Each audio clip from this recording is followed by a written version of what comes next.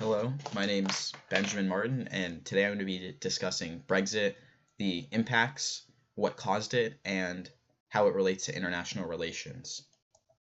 So first, what is Brexit? So Brexit stands for British exit, and it's for Britain leaving the European Union. And it all started on June 23rd, 2016, when the UK held a referendum on whether or not to leave the European Union. Many thought this wouldn't pass, but due to a few circumstances that we're going to go over next, we're going to see why it did pass, with only a 51.89% vote. And this is going to take effect on March 29th, 2019, but there are a few factors that may delay Brexit from happening, such as not reaching a deal with the European Union on leaving. So what led to Britain leaving the EU? So the 3 points we're going to hit are economics, sovereignty, and politics within Britain. So let's get to the first one. So economics. So Europe's economy stagnated and it slowed down, especially in 2008.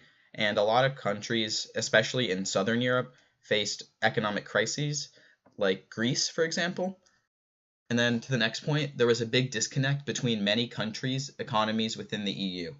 So many countries, such as the UK and Germany, had massive economies, while other countries had very small or downhill trending economies.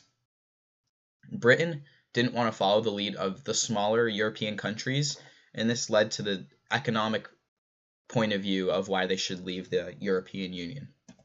So next is sovereignty. So under the EU, you are still a sovereign country, but there are many laws and rules that you have to abide with. So with the rise of nationalism, especially in modern times, the British people didn't feel like they had complete control over their own country, their laws, their land, their money, their immigration, issues like that. So another point is that large international organizations are thought to serve little to no purpose. So after World War II, many countries allied and created big pacts to encourage trade and peace, but from a lot of people's point of view, they serve little purpose because they can't enforce actual law, at least not very easily. And then the last thing is a European immigration crisis. So there were a lot of refugees coming into Europe, and under the EU, the EU found places for them to stay, and it's not saying that England and Britain and all the countries in Britain were against it, but it's that they had no control over it. The last thing are politics within Britain. So the two largest political parties were seen as the most establishment of the parties, and when they backed staying in the European Union, a third party gained a lot of votes because of the stances they were taking, and they were seen as anti-establishment, which the voters liked.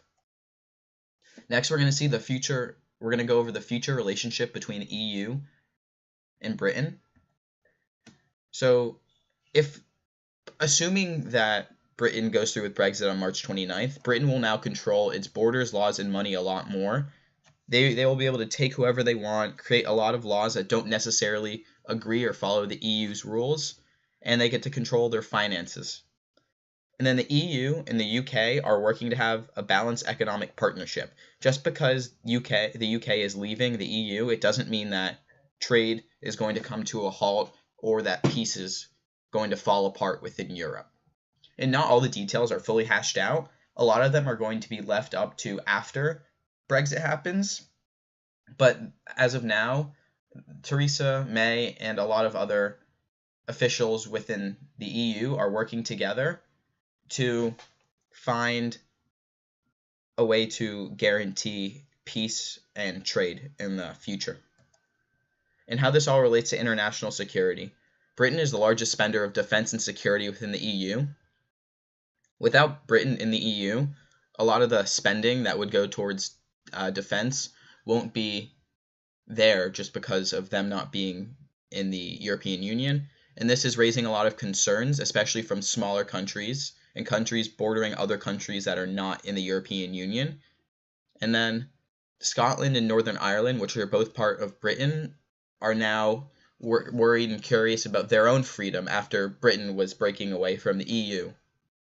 And then within the EU, Britain was a big actor in pushing sanctions on other countries, especially trade sanctions. And now the EU states that are still in the Union will be more relaxed over sanctions and be willing to trade with more countries.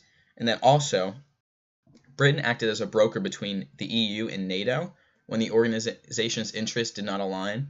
For example, Turkey likes to use its veto in the EU whenever it doesn't agree with other countries, and sometimes this goes against NATO and their policies, and the EU would broker them. But now that they're not fully a part of the EU, or will not be in the near future, we don't know how that will play out. These are my works cited, and thank you for listening.